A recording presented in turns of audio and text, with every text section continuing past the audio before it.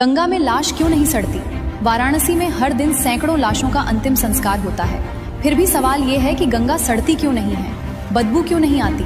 आखिर ऐसा क्या है इस नदी में जो इसे बाकी नदियों से अलग बनाता है? वैज्ञानिक 10 साल तक रिसर्च करते रहे। आखिर जवाब मिला शिव जी की जटाओं में। कहानी है राजा भागीरथ की। उनके 60,000 पूर्वज ऋषि कपिल के श्राप से राख बन गए थे। उनको मोक्ष दिलाने के लिए गंगा को स्वर्ग से लाना था। भागीरथ ने ब्रह्मा जी की तपस्या की। ब्रह्मा जी ने कहा स्वर्ग से गंगा को ले जाओ। गंगा मान गई, पर उसको घमंड था। वो बोली मैं स्वर्ग से ऐसी गिरूंगी कि पूरी पृथ्वी बहा दूंगी, कोई रोक नहीं पाएगा। भागीरथ डर गए। वो दौड़े शिव जी के पास।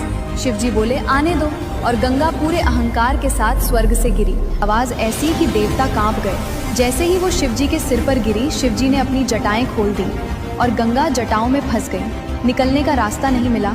1 साल नहीं, कई सालों तक वो जटाओं में भटकती रही। उसका घमंड टूट गया।